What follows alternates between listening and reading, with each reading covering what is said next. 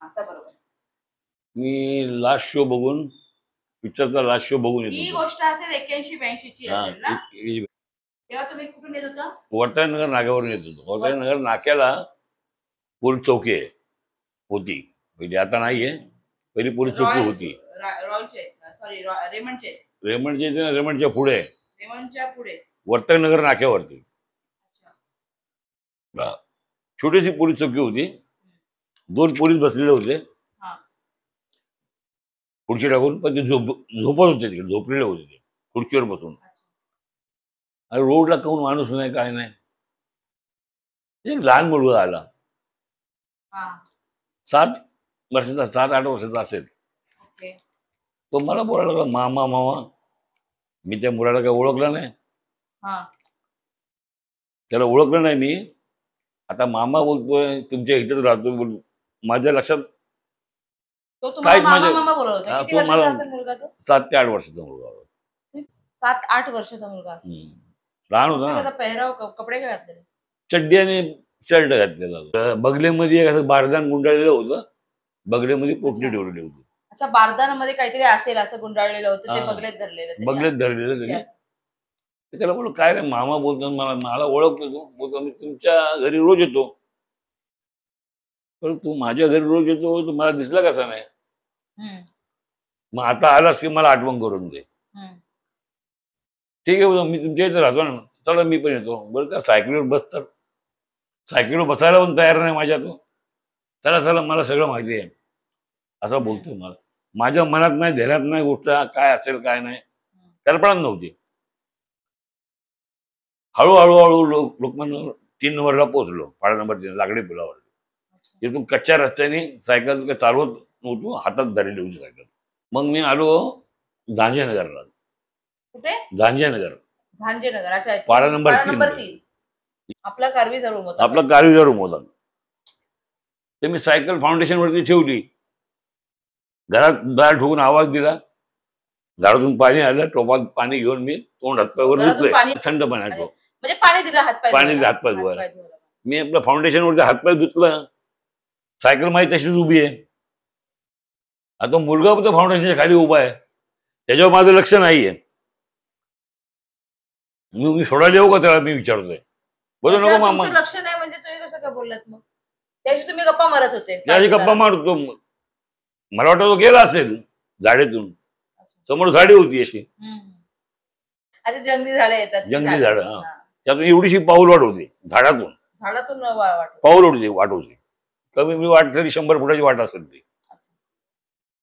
बोल, येऊ का सोडायला तुला? बोल, नाही नाही, मी जाईल बरोबर. तर मी हातपाय तोंड धुतोय तरी उभा येतो.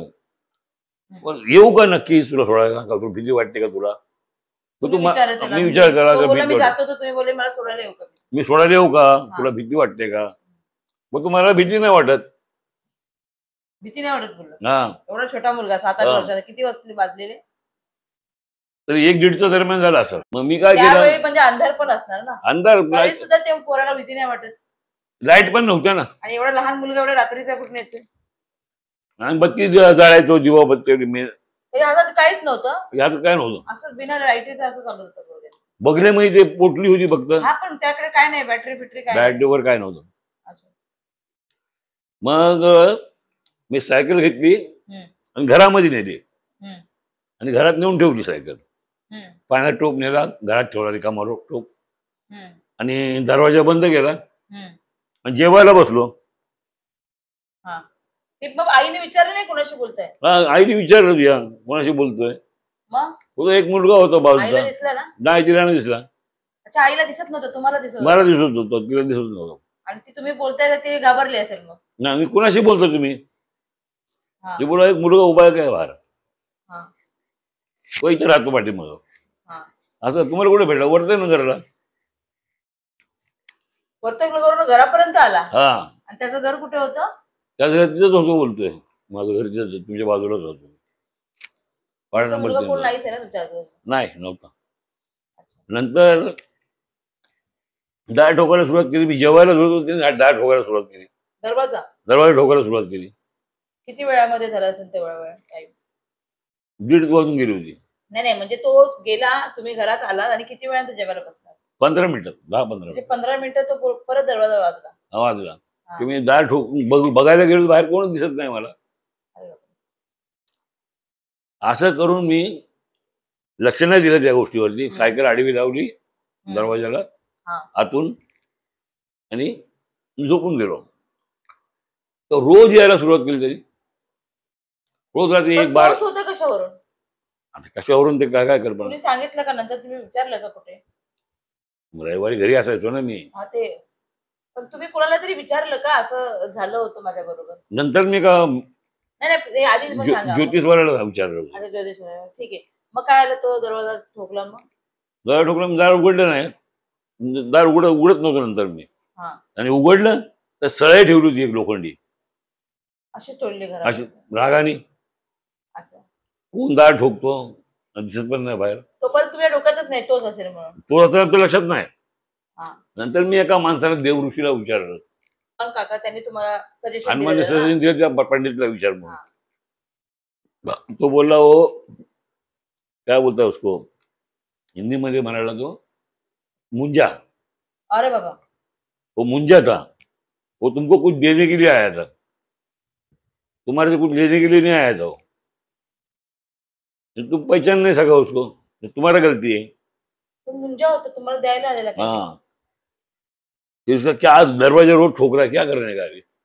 मग त्यांनी सांगितलं एक लिंबू घ्यायचं आणि त्यातून 2 भाग करायचे. दरवाजा ठोकला, दरवाजा खोलला असता तर मग त्याने तुम्हाला काय द्यायला आलेला तो?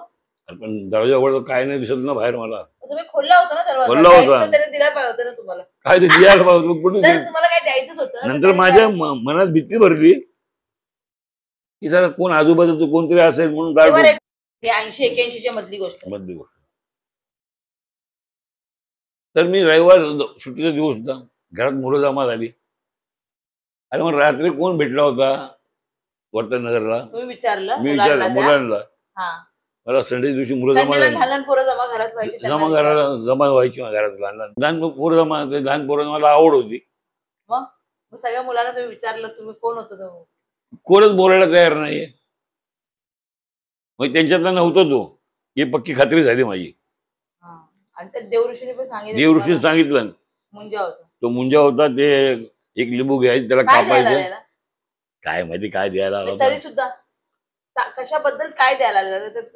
काहीतरी काय ते देतात, ते एक काहीतरी देऊन जातात आपल्याला की तुमचं पुढचं भविष्य चांगलं व्हावं. चांगल्या उद्देशाने आलेला? चांगल्या उद्देशाने, वाईट उद्देशाने नव्हता. त्यांनी रस्ता इजा केली असते ना मला. माझं करायचं पर्यंत तुमच्या चांगल्यासाठी आलेला तो. तुमच्या बरोबर वाईट होणार असेल काहीतरी म्हणून तो सोबत आला असेल. बसत नाहीये महत्वाची गोष्ट. तुम्ही त्या सायकलवर बस पण बोलले? बस, सायकलवर बोल, मी धक्का मारतो सायकल बस. रस्ता असा नव्हता की सायकल चालवायचा रस्ता नव्हता. दगडी दगडी दगडी दगडी होते. आणि अशा एवढ्या रात्री, एवढ्या 7-8 वर्षाच्या मुलाला कोण घराच्या बाहेर सोडणार आहे? आई वडील. मग ते विचार माझ्या विचार त्यावेळी म्हणजे 80-81 मध्ये जंगल पूर्ण, आताच तो डोंगर आहे. मग ते बोलल्याप्रमाणे मग मी लिंबू आणले, उमऱ्यावरती कापलं त्याला. एक साईडला तव्याचं काळं लावलं, एक साईडला चुना घेऊन आणला होता. चुना एक साईडने लावला आणि दारामध्ये ठेवून त्याच्यावर टाचेने असं चिरडलं आणि डाव्या पायाने लात मारून फेकून दिलं. त्या देवऋषीने करायला सांगितलं? हा, तसं केलं. त्या दिवसापासून माझं बंद झालं दार ठोकायचं. किती दिवस दार ठोकलेलं? 15 दिवस जवळ ठोकलं. 15 दिवस? रोज जायचं. पण दार ठोकून काय द्यायचं तर देऊन टाकायचं ना त्यांनी उघडल्यावरती. का ठोकवता फक्त? काय माहिती. कदाचित तुम्हाला उमऱ्याच्या बाहेर बोलवत असेल. उमऱ्याच्या बाहेर बोलवत? त्याची त्याला एंट्री नाही ना आतमध्ये. आतमध्ये एंट्री नाही करत. त्यांना अलाउड नसेल आतमध्ये म्हणून ते कदाचित तुम्हाला घराच्या बाहेर बोलवत असेल. पण तुम्हाला विजा पण झाले? मला कळलंच नाही, लक्षात नाही आलं. आता मी घाबरलो असतो, पण काय वस्तू ही मला लक्षात नाही आली. मग नंतर मला त्या देवऋषीने सांगितलं, ज्यांनी लिंबू कापायला सांगितलं होतं ना, त्यांनी सांगितलं की अशा असं वस्तू होती ती. बरं झालं तुम्ही वाचला. तुमचं नुकसान करायला नव्हती आली, पण कदाचित नुकसान करू पण शकतो. पण नुकसान करायचं त्यांनी बाहेरच नुकसान केलं असेल. सायकलीवर बसायला तयार नाही माझ्या. त्याला नुकसानच करायचं, घरापर्यंत कशाला आला? आणि तो सांगतोय मी पिक्चर बघायला गेलो होतो. वैशिष्ट्य काय करू? मी पिक्चर बघून चाललो होतो मी बघा त्याला कसं माहिती बघा.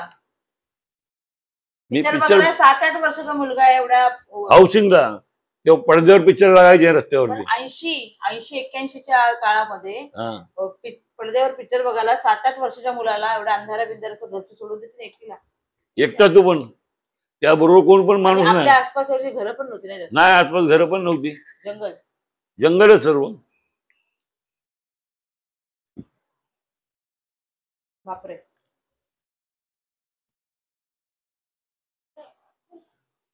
त्यानंतर 15 दिवसानंतर ते लिंबू बिंबू कापलं नंतर काय याचं बंद झालं.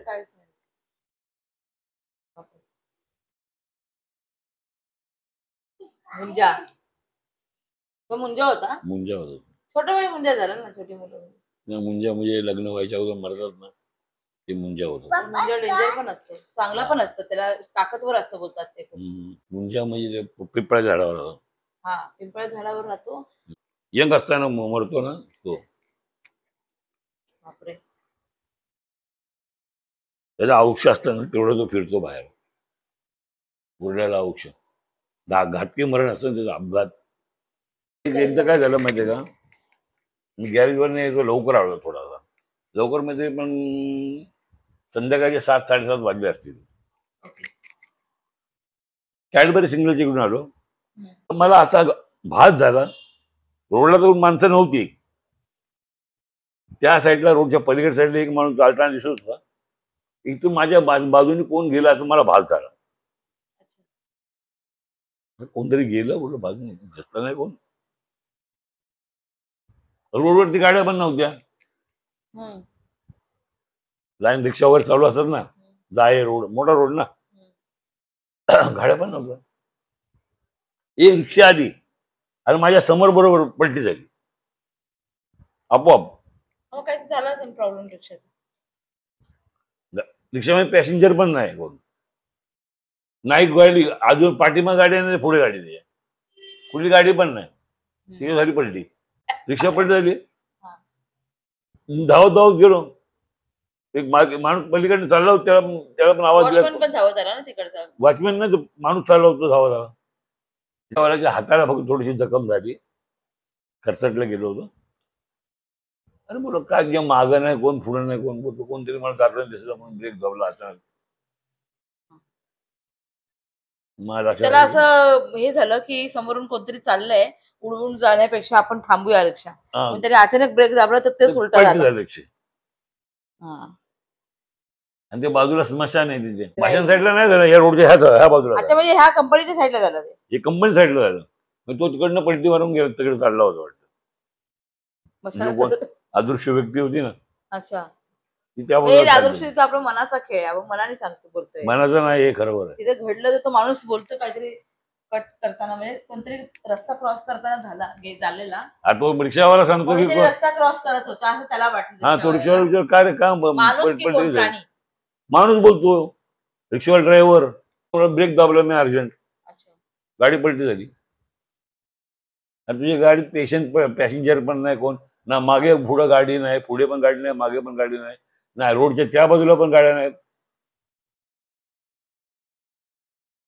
एक येताना गाडी जाते, एक जाताना चालते ना गाडी. राईटनी जाताना जाते, लेफ्टनी येताना येते. दोन्हीकडे गाड्या नाहीत. संध्याकाळचा टाइम, कोणी उतरणार रोडला. त्याला ते कोणतरी क्रॉस करताना दिसलं ना, म्हणून त्याने ब्रेक दाबला. क्लिअर आहे ना, त्याला काहीतरी दिसलं म्हणून त्याने ब्रेक दाबला नाही. त्यात दुसरं माझ्या बाजूने हवा गेली ना, कुठे माणूस गेला बोललो ना मी. तुम्हाला पण जाणवलं? मला जाणवलं होतं कोणतरी माणूस गेला, पण दिसला नाही मला. म्हणजे पहिला तुम्हाला जाणून गेला की पहिला तिथे पहिला मला जाणून गेला. अच्छा, तुमच्या बाजूने क्रॉस होऊन गेला कोणतरी, ते तुम्हाला जाणवलं मला. अच्छा, ओके. तुम्ही चाललेले तर तुम्हाला जाणवलं तुमच्या बाजूने कोणतरी पास झाला, पण कोण नव्हतं. आणि बघितलं तर रिक्षा उलटी झाली. लगेच रिक्षा उलटी झाली पलीकडे. तो रस्ता क्रॉसच करत होता. रस्ता क्रॉस करत होता माणूस, तो अदृश्य. तो रस्ता क्रॉस करत होता आणि क्रॉस करताना त्या रिक्षावाल्याला बरोबर दिसलं. त्याला दिसलं आणि त्याची रिक्षा पलटी झाली. रिक्षा उलटी झाली. मला दिसला नाही. आणि अंधार त्यावेळी ना, सगळा अंधार कुठे होता. तिथे लाईट, स्ट्रीट लाईट तिथे स्ट्रीट लाईट असणार. रस्त्याचा रोड मोठाच होता तो. रोड मोठा रोड आहे तो म्हणजे तुम्हाला काहीतरी द्यायला आला होता. ऍक्च्युली तुम्हाला असं बोलतात द्यायला थोडस लक्षात वगैरे तुमच्या इकडे तिकडे झालंय, बाकीचं आहे बरोबर. ही स्टोरी तर आम्ही लहानपणापासून ऐकत आलो, त्यामुळे आम्हाला माहिती बरोबर आहे. चुकलं तर मी पण सांगितलं असं तुम्हाला, हे असं थोडंसं चुकतंय. थोडंसं तुमचं पण थोडंसं लक्षात राहत नाही ना गोष्टी. आता एवढ्या वर्षापूर्वी, किती वर्षापूर्वी झाले बघा त्या गोष्टी, 80 म्हणजे. तर तुम्हाला माझा हा हॉन्टेड ब्लॉग कसा वाटला हे मला कमेंटमध्ये सांगा. आणि माझा ब्लॉग आवडला असेल तर त्याला लाईक, शेअर आणि सबस्क्राईब करायला अजिबात विसरू नका. ॲक्च्युली पप्पांचे रिअल एक्सपिरियन्स आहेत, पप्पांचे रिअल हॉरर एक्सपिरियन्स आहेत हे. आणि तेव्हा तर माझा जन्मसुद्धा झाला नसेल, नाही झाला होता माझा जन्म. माझ्या मोठ्या बहिणीचा जन्म पण नव्हता झाला.